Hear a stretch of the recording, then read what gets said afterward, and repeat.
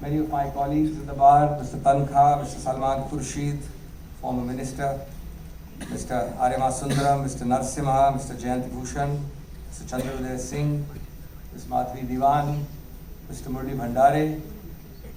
I do apologize if I have in the hurry missed out a name.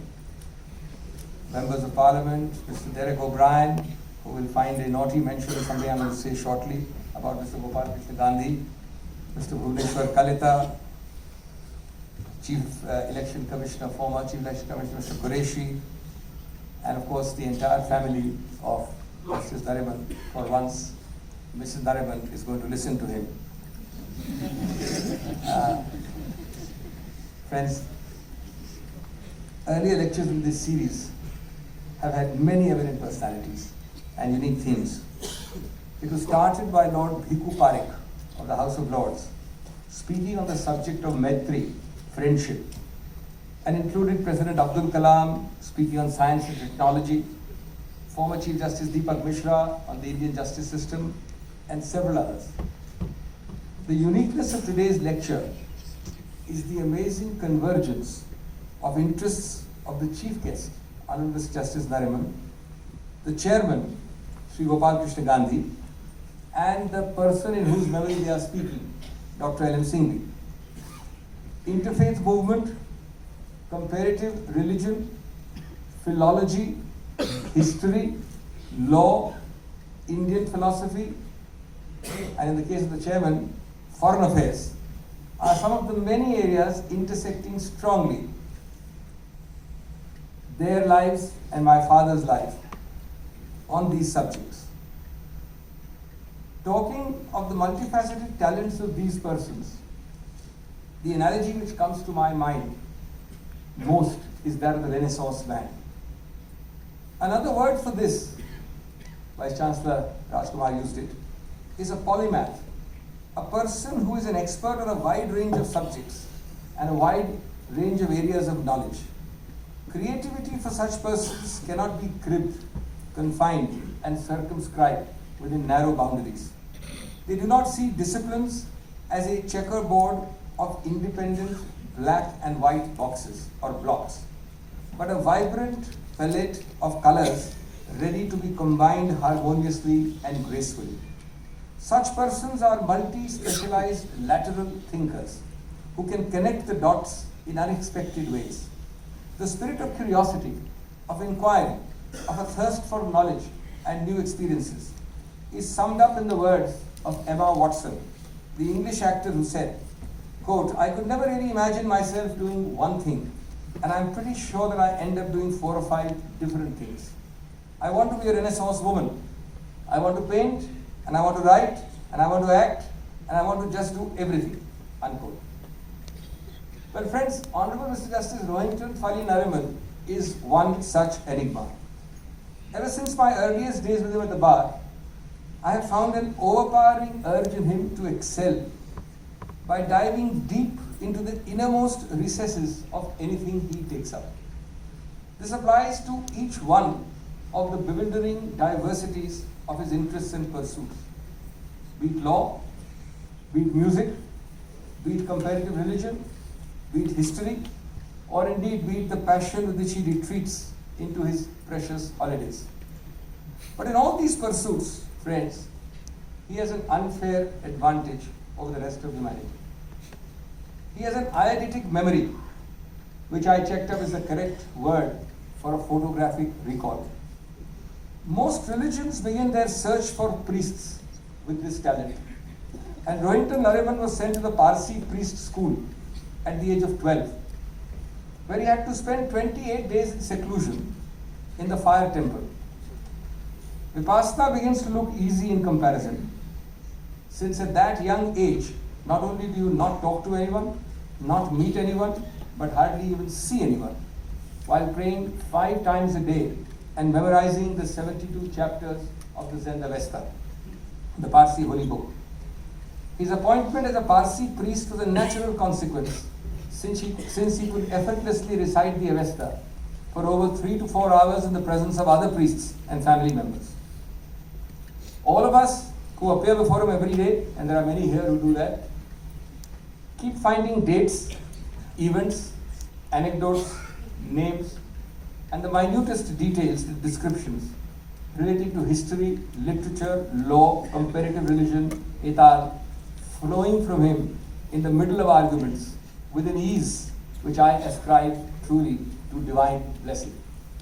Having attended the book release of his book on Zoroastrian religion, Inner Fire, I now look forward to the fulfillment of his professed desire to write a children's book on the gems of each religion in India. Just like things fall into place in his beautiful mind while hearing cases, so also each note of music falls into an immaculate rhythm and a harmonious cadence in his stupendous knowledge of Western classical music.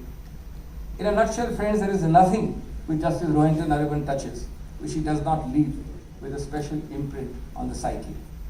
Each one of you who will shortly hear him going to speak is going to definitely accuse me of gross understatement and the use of words of studied moderation after hearing his tour de force. Shri Gopalkrishna Gandhi is the antithesis, the chairman for today, is the antithesis of the image conjured up by the phrase excellency, a phrase which is attached to him in the diverse posts he has held in his career's graph. One can hardly conceive of a simpler, more soft-spoken, more non-feudal, more non-royal excellency than this man who has been High Commissioner to South Africa, to Lesotho, to Sri Lanka, to an ambassador in Norway and Iceland, and the 23rd Governor of West Bengal. Simplicity is the first word that comes to mind when you interact with this particular definition of excellency. Tensile and resolute strength is the second facet emerging from this otherwise extremely soft-spoken person. His prose is truly poetic. My father had something to do with persuading him to take charge of the Nehru Centre at London, when my father was then the Indian High Commissioner in UK, and had conceived of the Nehru Centre at the forefront of cultural diplomacy. I always used to tell my father one of his greatest achievements was to get Gopal Gandhi to do something about which he, Gopal Gandhi, was hesitant, as I believe he was for a while, about assuming charge of the Nehru Centre. But as its founder director, he gave it a distinct identity and purpose. Few can equal Shri Gopalkrishna Gandhi in the felicitous use of the English language. The coffee table book mentioned just now, scheduled to be released shortly, one of the sections is titled India's Vibgyor Man, and has an article written almost a decade ago by Gopalkrishna Gandhi on my father, Dr LM Singhvi. Let me quote just one paragraph of that article. Quote, when I was a child, long before quality stormed the market, there was a popular ice cream brand, Vibgyor, the acronym for 7 colors of the rainbow. Dr LM Singhvi was a Vibgyor man. He had a Vibgyor mind and a Vibgyor temperament. Neither a rigid square nor a moony circle in his ideas. He was that admirable super ellipse, the squircle.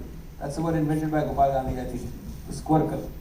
He was able to round the corners of his intellect square to fit the circles of his emotions and snuggle the circles of his instincts into the squares of his reasoning. He could therefore never be a misfit in any company, political, legal, intellectual, literary, spiritual, or plain social. Nor could he be a perfect fit anywhere, unquote. Friends, Gopalkrishna Gandhi may also well be entitled to a Nobel Prize for convergence of irreconcilable stakeholders, since his name was proposed for Vice President of India by no less than the combination proposed by my friend Mr. Derek O'Brien, whom I find sitting here, and seconded by the CPM chief, his friend in inverted commas, Mr. Sitaram Yechuri. A man who does not hesitate to speak his mind, who wears his lineage as the grandson of Mahatma Gandhi on the paternal side and the grandson of Rajagopalachari on the maternal side, lightly and unpretentiously. His incognito travels in rural Bengal as governor earned respect, since his object and activities are imbued with humanity and compassion above all. He is truly the most apposite chair for today's function. Friends, as I end, I just want to say a word to the effect that reincarnation in a comparative religious perspective is a very difficult subject to speak about.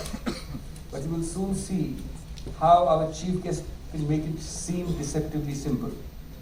How and why, for example, is it hardly present, with I believe small exceptions, in Judaism, Christianity and Islam, while it flourishes in Hinduism, Buddhism, Jainism and Sikhism?